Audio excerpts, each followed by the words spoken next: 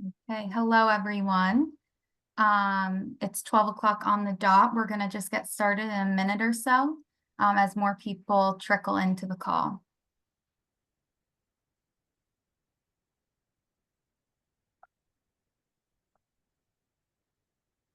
Okay, awesome. Looks like we have some people joining, so we will go ahead and get started. So we're just prompt and on time. But hello and welcome everyone. My name is Morgan. I'm with the QS marketing team in the North America region, and we're thrilled to have you joining us today for our webinar exploring the different types of graduate admissions tests. So before we get started, I did just want to share a little bit about who we are as an organization. QS is the world's leading provider of services, analytics, and insight to the global higher education sector. And one of our main goals is really to provide prospective graduate and MBA students with support in pursuing higher education. So as our discussion unfolds today, please be sure to drop any questions you might have in the chat, as we will be dedicating the last portion of the call to answering your questions. And with this being said, I'm really honored to turn the floor over to our trusted partner and today's presenter, Nafeez. Thank you, Morgan, and thank you, QS, for allowing me this opportunity. And thank you, attendees, for being here. I was telling Morgan before the call, I can spend days talking about this topic because there's so much granularity involved, and there's so much misinformation out there. I've been in test prep and admissions for close to 2 decades as the president of Sherpa Prep and as the co-founder of Smart with a Heart, our online sister organization. I've taught thousands of students who are in your shoes, and I helped many of them get into the greatest grad schools imaginable. And what I really am hopeful in our few minutes today to accomplish is to give you at least a starting point of how to make this call, the GMAT, the GRE, the LSAT, whatever it is you're thinking about for grad school. How do I even start this process? And if I can put you at ease as to the importance of your decision, in that it's not as important as you think as which test you choose, and give you a few tips at the end. Certainly, please do ask me questions. I'm totally ready and willing to pivot to where you want me to go with this, but in the interest of time, let's get started. I have a few slides here, but I'm certainly not married to them. Okay. Sherpa Prep has been doing test prep since 2006. We've taught tens of thousands of students. We have incredible ratings. Honestly, we have the best ratings. You can Google it. And Smart with a Heart is our nonprofit initiative to try to increase access to grad school even more so. We believe there's a fundamental problem in how people get into grad school, and we're doing our best to increase opportunity. And so that's where I'm coming from here. Standardized tests. What's the point? There's 3 things that are bandied about. One, the tests show readiness, a certain aptitude for the program that you're looking for. You know, they test logical reasoning. They test a little bit of quantitative measures. They test attention to detail. They're not exactly what you'll do in grad school, but they're testing aptitude for that graduate school, should the school accept or require these exams. The readiness part, I think most people can buy to some degree. The selectivity indicator is also true, but this is the part that's less appealing to most. There is an arms race to get the highest caliber students. And to be frank, everyone in this room is part of it too. You want to go to the schools that don't accept everybody. You want to go to the schools that are the most exclusive. And for the flywheel to continue, this metric can be used to stratify applicants. So the second part is just the unfortunate but true thing. The third part is, I think, less understood, but I think incredibly important for everyone to know. Most of your application will be subjective.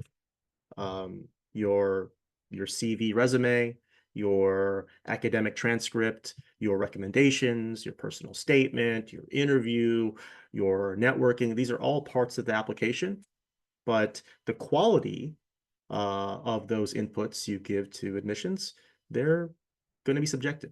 Now, some of you might push back and say, well, what about GPA? How is that subjective? Isn't a 3.6 better than a 3.4? And I would say, not necessarily. Where did that 3.4 get earned?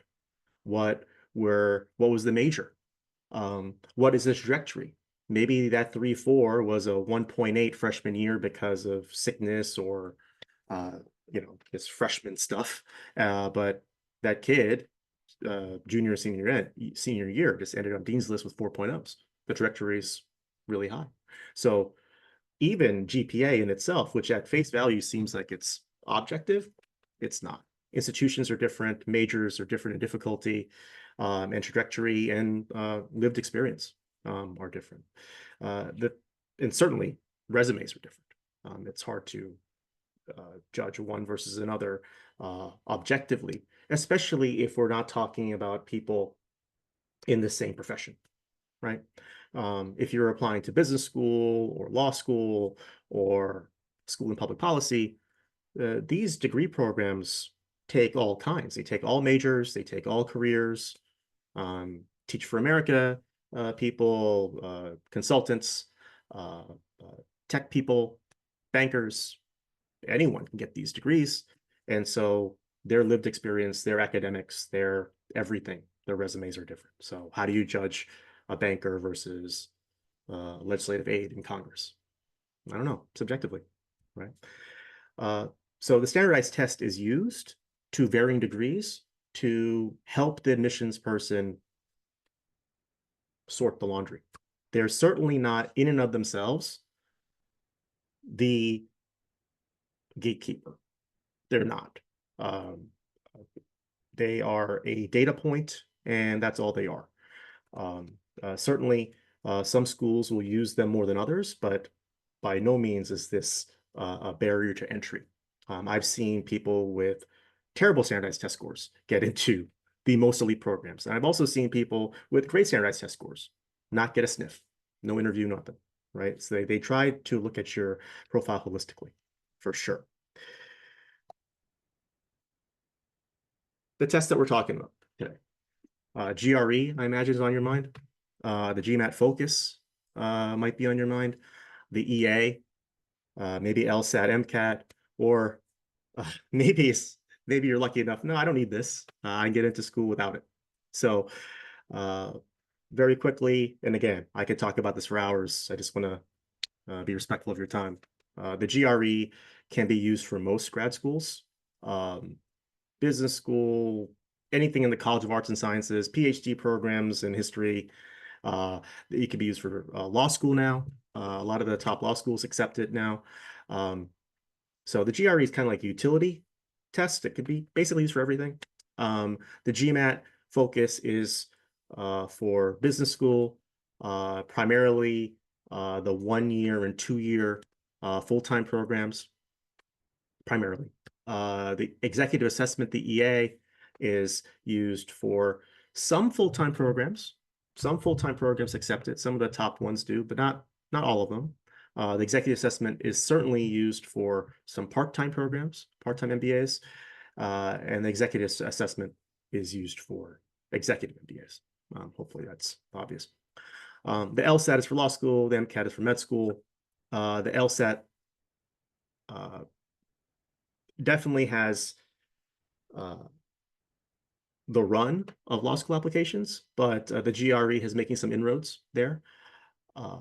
Schools that accept the LSAT and the GRE, the official language might be we accept both, but up till now, I do think that most schools prefer the LSAT, but certainly the GRE can be used. For business school, the GRE and the GMAT are both used, as is the EA. And the official position for most schools is that we accept everything. Some schools will go as far as saying we don't have a preference.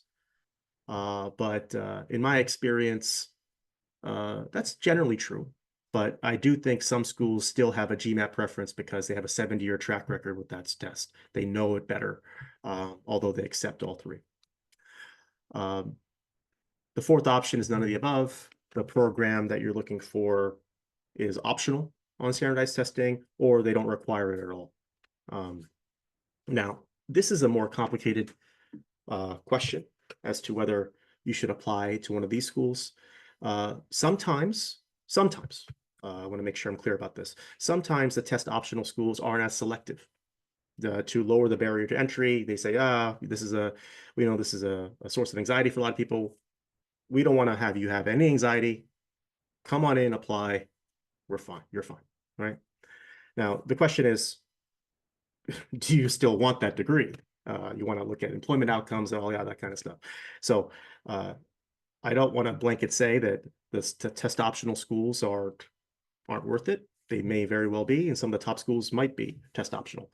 But you do want to do your research, and that's going to be a core theme of this lecture as to which tests you should take. Some schools will be test optional and ask for you to write a waiver application, show that you can handle, generally speaking, quant, give them some confidence that through your job and through your academics that you can handle the rigors of their program, because they want to make sure that if they let you in, that you will not fail. There's not a whole lot of time to remediate at the grad school level. Unlike college, where you can have tutors and there's all kinds of other resources and time, 4-year programs. In grad school that are 1 year or 2 year, there isn't really a whole lot of time to remediate. And so they want to make sure if they let you in, if they love everything else about the profile, they still want to make sure that when you come into the pool, you can swim, because there's not a whole lot of time to fix things or get tutoring in grad school.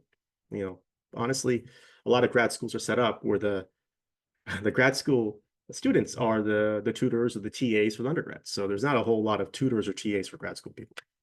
So generally speaking, they just want to make sure you can come in and do the work. But waivers are possible. You can take standardized testing off the menu potentially. But the bigger question is, should you take this thing off the menu? And that's a conversation I hope to have with you in the next few minutes. Some basics about the GRE. It's roughly a 2-hour test right now. It's an hour, 58 minutes, no breaks. There is a 30-minute writing section. There are 2 verbal sections and 2 quant sections. You'll not get the verbal sections in order. You'll not get the quant sections in order. After you do the writing section, the essay, where you attack an argument, or actually analyze an issue. It's not a very difficult task, but after you do that, you'll get either a quant or a verbal. That's going to be a short 12-question assignment, and then you'll get the other one. So if you get quant first, you'll probably get verbal second, and mix and match from there. But overall, it's not a very long test. There aren't that many questions, as you can see. There's only 54 questions on the test. And the second section is adaptive. So your performance on the first verbal section will dictate the difficulty of the second. Your performance on the first quant section will dictate the difficulty of the second.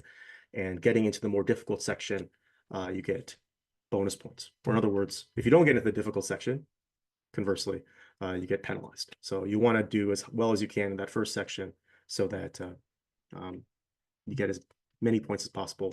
The scale is 130 to 170. They set the middle around 150. But in truth, a decent quant score, which is probably why most of you are here. Most people have some anxiety about the quant section.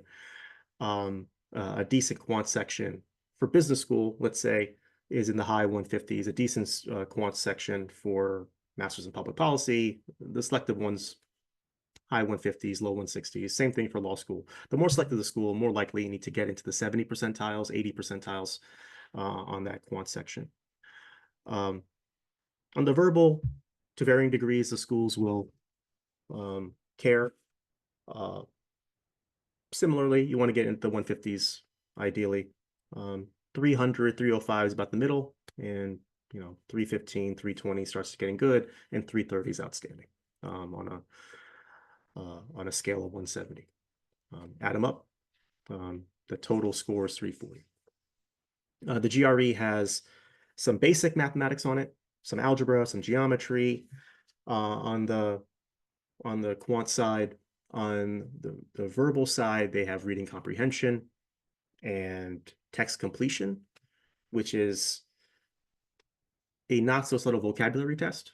There's some skill in it beyond like knowing word definitions. There's some skill in text completion. But the biggest differentiator right now is that the GRE has the essay. The essay is scored from 0 to 6. It doesn't count towards the 130, 170 scale, but at least it has it. The GMAT doesn't have that section anymore. And $220 is what the GRE costs right now. The GMAT is just a few minutes longer, 2 hours, 15 minutes. There's a 10-minute optional break that you can take after any of those 3 sections, after 1, 2, or 3.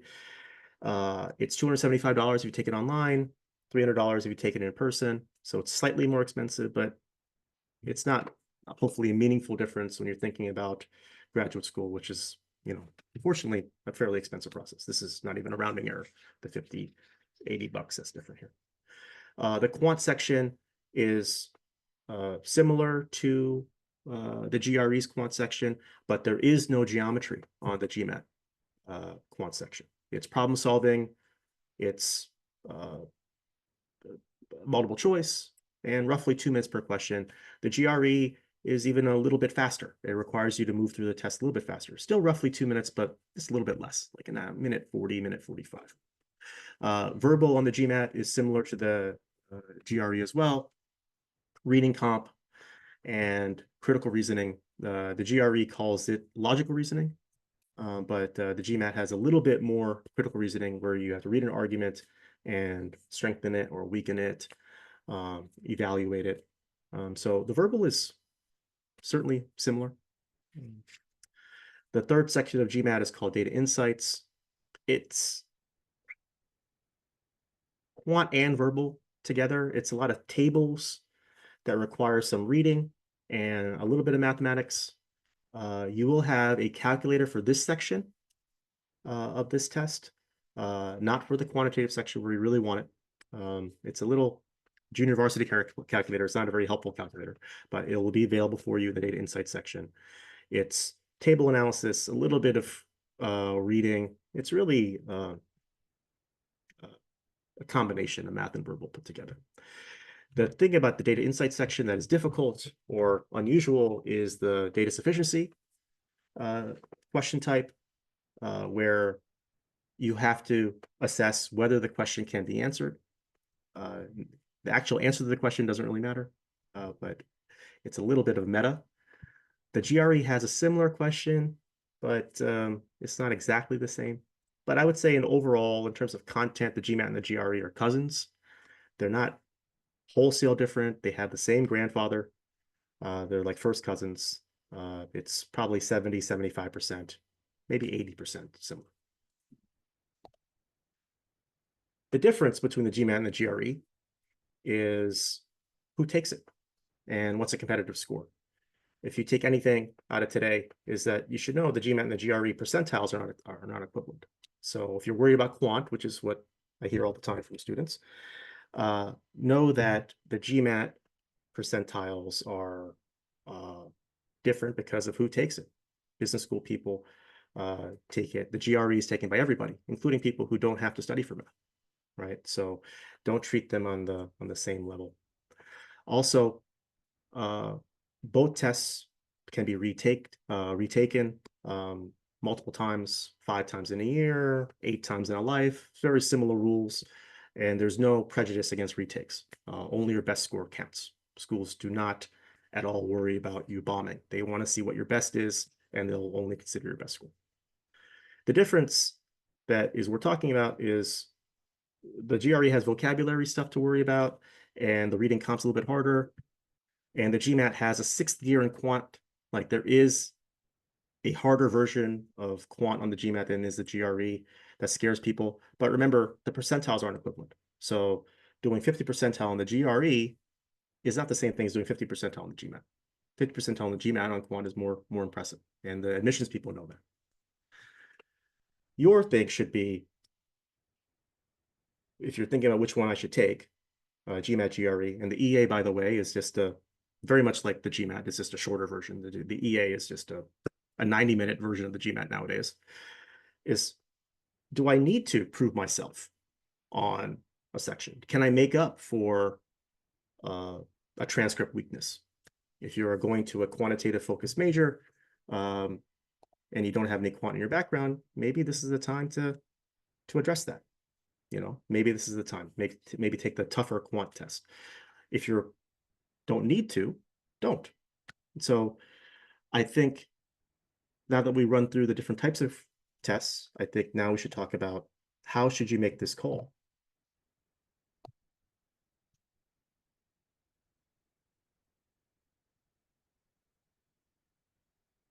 You want to look at your profile holistically. So I pulled this from the GMAT website, the GMAC website, and you can see, at least for business school, a survey of admissions people to see what they care about the most. You can see standardized exams take about 20% of the application. And this is what I found over the years, somewhere between 1/6, 17% of the application to all the way up to 30% of the application is a standardized exam. And your transcripts, your job, your interviews make up the other 2/3, 4/5 of the profile. If you have weaknesses elsewhere, weakness on your standardized tests, a weakness on your transcripts, weakness on your job, maybe recommendation letters that are not amazing, you can use a standardized exam to make up for those things. You can think about the standardized test as a way to make up for a couple of C- grades in accounting or stats back in the day. Okay. If you're okay, if the other stuff that we're talking about is fine, no, I have an above median job. Your comparison group, though, by the way, is your peer group admission, who got in. Don't compare yourself to your peers at work. Compare yourself to your future peers at school. If your profile is stronger than theirs at school in terms of GPA, in terms of job, then you don't have to do as well on a standardized test. So you can pick whatever is easier for. So this is where being holistic is really important. Now, how do you go about doing that?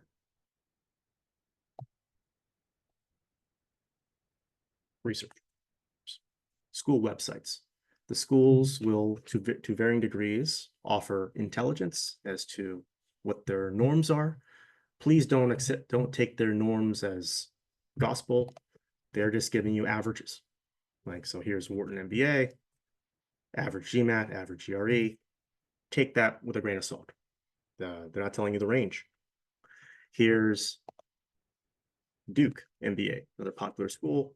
They're going to give you the range, the middle 80%. So this is 10 percentile, 90 percentile. Here's your GRE, pretty big range.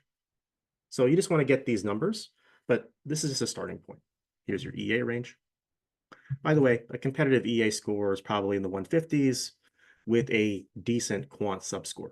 A quant score of 12, if that means anything to you. So you want to start here, but this is just that. This is a starting point.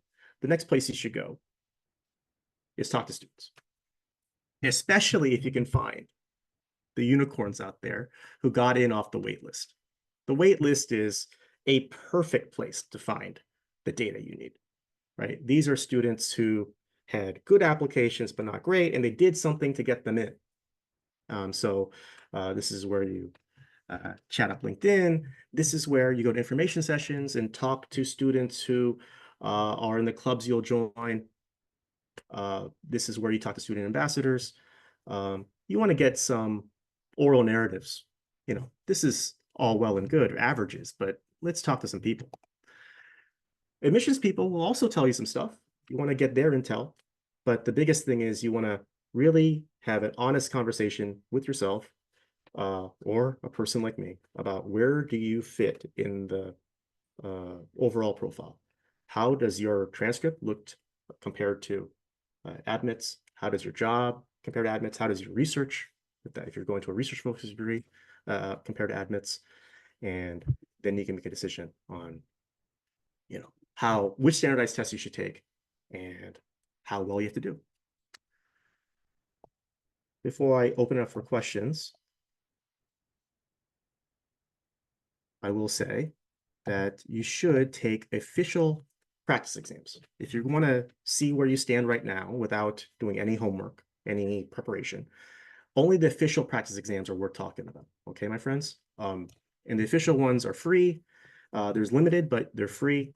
They are on the ETS website, the GMAT website, and the EA doesn't give a free one, but they give official questions. So let me show you something here. So for the ETS, you want to take Power Prep Exam 1. It's free. Take it so you don't have any excuses. Don't take it when you're tired. Don't take it at night. Take it on the weekend after a breakfast burrito, okay? No excuses. See how it goes. It's not going to go well, but you just want to meet the test. Same thing for the GMAT, official starter kit. It's free. Take exam 1. Now, there's a limitation on total exams, so you don't want to burn up too many before you start prepping, but you might want to take one of each just to get a sense of the landscape. Research, of course, see how you benchmark, and I'll leave you with this. Test prep will take you 2 or 3 times longer than you think. So the sooner you start, the better, even if you're thinking about I'm going to apply later down the road, years down the road. And so with that, I'd like to take your questions if you have any. I can help facilitate some of the questions. So it Sure. looks like we have one from Tommy who said he's interested in applying to T20 exec MBA programs. Right. Do you recommend any particular test given it's not full-time? Yeah, executive assessment for sure. It's for exec programs, Tommy, the standardized test component is even smaller. I would, I showed you that bar graph with 20% for full-time programs. I would imagine for exec programs, it's even smaller. It's just, can the student handle accounting class here? Not even how well can the student do it. So I would say you should prep for the executive assessment. You can study for the GRE too. They'll all be fine, but you don't need to make a heavy lift here. Executive assessment, ideally with a score in the high 150s with a quant sub score that's north of 12. That'll be good. Or you can take a practice GRE. If your practice GRE is in the 300s with a 158 quant, that'll be good. And anything on the GMAT nowadays, on the GMAT focus, anything in the high 500s with a 50 percentile or above quant, they're all about the same. So I would take a practice exam of each, see which one of these I'm closest to. And if they're all about the same, do the EA prep. Simpler.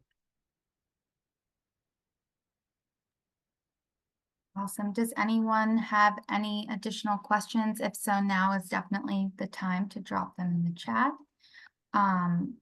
While we're waiting to see if anyone has any other questions, I do just quickly also want to share my screen and just share with you all our QR code that links to our upcoming QS Discover and Connect Masters and MBA events. So sorry, I thought I hit present here, but looks like it's taken its time. So go ahead and feel free to scan that QR code, and from there you will have the link to all of the cities we'll be in this fall nationwide, and you can just register for those events. Yeah, definitely go to those events. They can be the tiebreak for you to get in, making those connections with admissions people, and also for your own self. Like you can start getting some intel on how you would rank the schools themselves. Some schools might surprise you. Some schools that weren't on your list are now on your list because you didn't know they offered this thing that you really want to study. And some schools might be underwhelming. Now, take it all with a grain of salt. But I definitely encourage all of our students to go to these things. And we, as a team, go to a lot of them too, to give people, pep talks at these events. Yes, thank you so much. And it looks like we don't have any additional questions in the chat. So with that, just want to once again thank Nafeez for that amazing and helpful presentation. And to everyone who joined today, thank you so much for tuning in, and we look forward to seeing you this fall in person. Take care. Thanks, everybody. Bye.